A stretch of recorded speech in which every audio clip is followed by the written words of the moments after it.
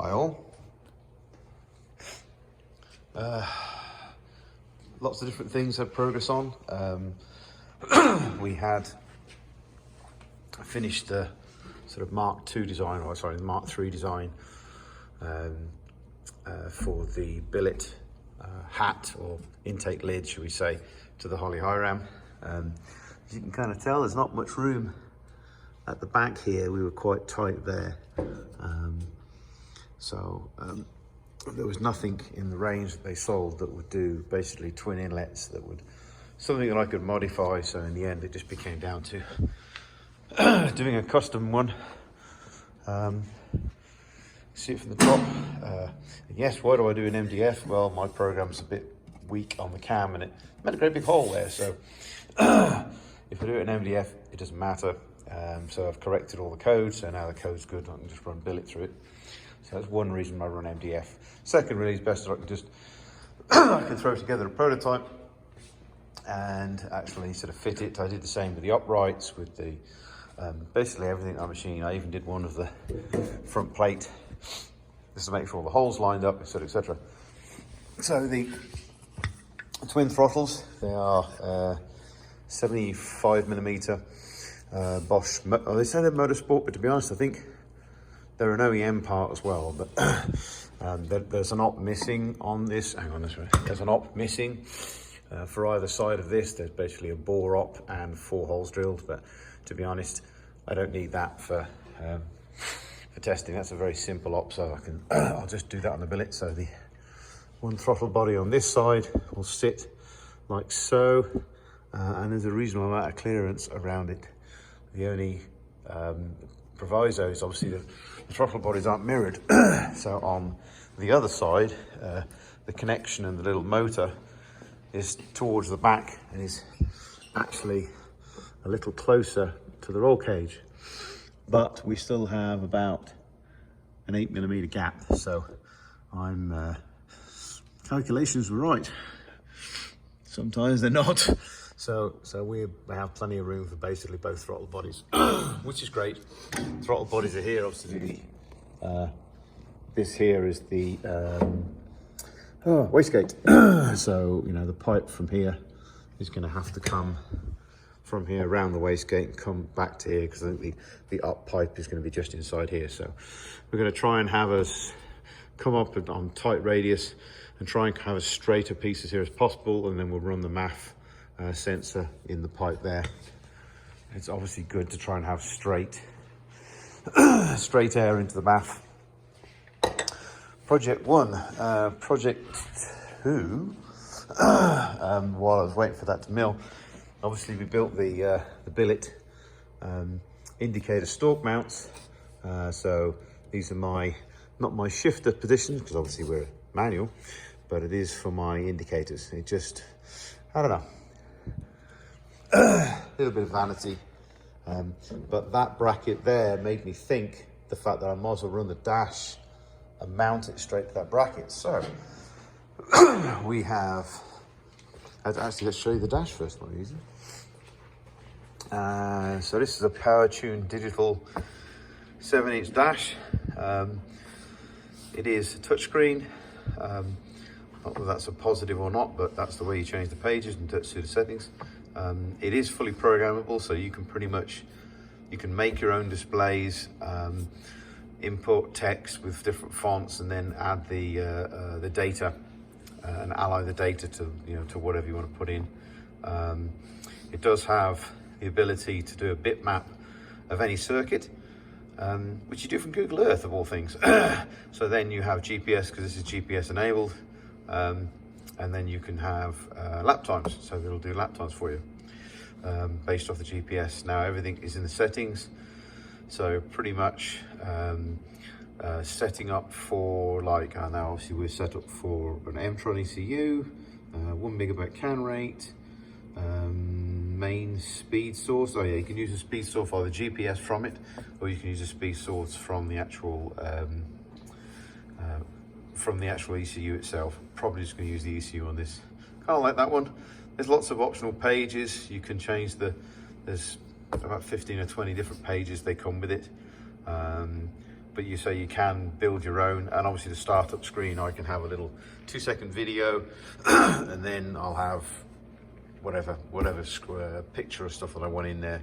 So I'll get maybe get my sister to make a nice graphics of the Dragon prototypes. So that's the screen. It's a pretty simple, pretty basic kind of screen, but it has got a lot of the software part of it's the best bit, should we say the least. So to mount the screen into the indicator units, if we look here, there's the indicator stalks. Well, we basically have built a surround. So basically the dash goes in the back. This is the mounting bracket with the 4 holes that go into the dash itself. And then there's a 2-piece bracket, the main back piece that it sits in, then there's a cover plate that'll go over the front. The bottom here, the same company, PowerTune Digital, does a can-based shift light. So I've ordered one of them now, seemed rude not to. The overlap that has on the screen is still into the dead band that's on the screen, so it actually doesn't encroach on any of the on any of the image. And it's the same on the top. There's about a 2mm gap from there to where the dead band is, 2mm gap from there up. So realistically they overlap, but only because I'm trying to get them into the window through the steering wheel that I presently have. So can shift light will go in the bottom here, goes into that little sort of enclosure. Cables will be hid at the back. I'm gonna have 5 lights at the top here. Obviously indicator left and right, warning lights, there's a high beam, a rear fog lamps enabled, and like a battery light. And then I've got options for 1, 2, 3, 4, either switches, or sorry, either buttons or lights. So probably 1 to equate that launch controls on, 1 for anti-lag, and we'll figure the rest out. Yeah, it just gives me options. So I'm trying to put it all into one. We'll put a back plate on the back of it. We'll probably just dress it in carbon. I as of yet to know whether I actually need a shroud over the top, but they're saying that you don't because it's fully viewable in daylight. So we shall see on that front. So that's project 2 coming along, but I say I'm waiting for the can shift unit to come before I can really finish the CAD data, and then I'll it's only a couple of pieces of 1-inch billet, so I can get that locally. The molds. Side pod mold, this side I'd say is done, but really see I've got to flat the damn thing at 800 and 1200 grit and then buff it. But effectively there was no real repairs. Actually there's a tiny bit of blistering on this part that's missing here, but that takes 5 minutes to repair, so I've already done the repairs, got to flat it back. So they've got to be flatted and buffed. This one here, yes, well, first set of molds, unfortunately, I've ever made. And it turned out that I produced what's technically called a lock, which basically means once the mold's put on top of the part, or you put a part inside the mold, you can't take the part out. And it was only like a 1/4 inch, there's a 1/4 inch clean flat between there and there. It's like this step here, that's it. That was enough to make it an absolute bitch to get out. This is the original buck, and as you can tell, I've literally had to destroy this corner, which is basically where the lock was, to get it out. Now that's not a problem. It's a sacrificial buck, plug, whatever you want to call it, pattern. So it doesn't matter. The important part was the mold. But this annoying lock here, strangely enough, I didn't do it on that one. There was no lip, no 1/4 inch lip here. So that one came out okay. When I went to take this one apart, not so easy. So what I've had to do is bolt it all up back together. I've had to laminate the back because obviously I had to grind this section out. I had to laminate the back and put about, oh God, there's 12 layers of 1.5 ounce or 450 gram mat to build the back up. 2 layers at a time, leave it 2 hours, 2 layers at a time, leave it 2 hours to basically build it. So this section here now, instead of being just like 5/16 to 3/8 thick, it's now like closer to 1/2 inch to 3/4 inch thick. But it allows me to grind this section out. So basically this section here, which unfortunately due to this has to come out pretty straight. It didn't get locked on this here. So when I put the end mold on here, there'll basically be a gap sorry, there'll basically be a gap along here. So what I'll have to do is fill that with sealing wax when I make a part. But it does mean at least that when I try and pull it out, the sealing wax will move and it'll pull from there. So bit of a learning experience. You know, it's at the bottom of the mold at the back. So it's not really going to be a viewable part, and all I'll do is make sure that the sealing wax is further out so that there'll be a slightly larger part, or slightly larger there'll be material to take off the actual part that's produced, so which should be okay. So minor screw up, kind of annoying. Every time I've got to do it now, I've got to put a 1/4 inch of sealing wax in there, but in comparison to the experience of doing anything else, I've just started to flat this one down. There was a minor little repair just to seem to be on these 2 bits for some strange reason. This is an anti-lock part that was done, so basically this part comes out and it doesn't have a lock then, because this surface here unfortunately was angled like this, so it wouldn't come out. So this is a separate part. So I'm just starting to flat this one down to 800 and basically take away the finish, which is like the PVA that got sprayed onto it, sand it down, get it to 1200 grit, and then yeah, more buffing, just fun.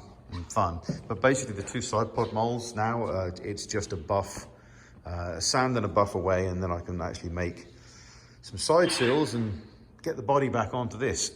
So no progress on the front clip because I was doing other stuff, but I'm kind of been, you know, doing lots of other stuff at the moment. But yeah, super happy about the billet intake. It was one job that I kept putting off because it's a pain in the ass to design a thin wall, because I didn't want to weigh too much. This weighs 2.7 kilos, not in MDF obviously, 2.7 kilos in 60-61. So I didn't want to add too much extra weight. An original cast top hat, I weighed, it was 2 kilos. So I'm not that far away from an original Holley style. But instead of having the inlet sort of stuck out the front here and then there'd be no room, and having to turn sort of, you know, printed bloody pipes to get the air into the engine, which is just ridiculous. You want side entry because then there's the least restriction, and yeah, you're not having to deal on a printed part that's boosted. So this is actually 3mm thick, so 3mm thick MDF. Yeah, it's just started to split as I was machining the last bit of it, but it's good enough for the prototype. This is literally so light. I was surprised I actually managed to get it that way. I absolutely soaked the layers of MDF, a 1-inch MDF, when I glued them together to make the chunk to get in there. So there was glue just spread all over it, but it worked, and I'm dead happy with it. So yeah, one more of those annoying jobs out the way. Last silly little bloody thing, I started the starter motor housing, as you can see here. That's the MDF version, to index this. Now when I did it, I put I was trying to index it to basically get the oh god, the solenoid, trying to get the solenoid higher in here, so that it misses the diffuser and I don't have to chop anything with the diffuser. There's also the fact that this bar here gets in the way, and it's standard sized anyway, so I had to lift it up, so I was lifting it up now. I kind of missed the obvious, which, you know, sometimes it's good to have friends and mates around and you miss stupid things and they point it out to you. It was very close to the drive shaft. That was one concern I had, but at the end of the day, it wasn't something that I was going to worry about right now. But then I realized that if I completely throw the design out, which then I had to chop the standard one, I can put the solenoid just about right at the bottom, which obviously puts it further away, which is great. It does put it very close to the bottom of the floor, but that's all right. It's, you know, it is what it is. If I smash the floor, then yeah, the starter motor solenoid might be the first thing that gets whacked. But I do have to alter this square tube here. I'm gonna have to make it a triangle just to get this piece into there. And the bolt hole is like, whereas it's on here at the moment, I've literally got to relieve part of this, and the bolt hole is going to be into here. and the stud that holds the gearbox onto the engine. I'll have to convert that to an Allen cap bolt to basically, so because Allen caps tend to be a little bit smaller in diameter than a threaded nut, because I won't be able to get a socket on that to get it in. So I'll convert that from a stud to a bolt, and that'll convert that over. But let's turn to maybe a slight worry having this close to the dry shaft. I've now realized I can turn it all the way down and it's completely out of the way of the dry shaft. So it's not a worry at all. You know, so much worried about the starter motor going up the dry shaft brakes, but last thing you want is to short out the great big battery lead when you dry shaft brakes. That's, it's not really quite so needed. So yeah, I do like polished aluminium. That and the gear shit kind of looks good. Anyway, so yeah, it's me blabbering on. Intake hack done, dash arrived. I've got some other little bits and pieces worth mentioning. Designed to do the complete dash into there. Was going to mount the indicators and just basically put 3 grub screws and seal it into the shaft. But now the dash is going to mount to it. What I'm going to do, albeit this is perfectly, it's on a tight fit onto this circular part here. We've got the bearing for the EPS. Or EPS, that's it. Yeah, that's it. I'll just weld 2 small tabs onto the back here, and then we'll bolt it through just to make it a little bit more sturdy, because obviously you don't want the dash kind of drudging around. So yeah, more progress. That's great. Little bit of learning curve on the mold, but that's great because that means when I do the big stuff like the front and rear clip, I have to think harder about getting in a mechanical lock, because that was annoying. It took me about 2 hours to get the part out, and I wasn't overly happy at the end of it, but I realised that I could get away with it. So you know, lots of surface polishing, because that's kind of a nasty surface, so we need to get that off. But anyway, there you go. Update as of mid-March. So had to order another barrel of resin because that is down to about a third. And all I've done is basically the 2 of them and the diffuser stuff. So there was no way it was going to last to do the full set of molds. So I've had to order another barrel. With the way prices are going at the moment, it only went up $100. But unfortunately, shipping cost, you don't want to know. So, you know, that's added a 30-odd% of the price to the damn thing, just for bloody shipping. But can't do much about it. Got to get on with it. Got to get this damn thing done. Okay, speak to you later.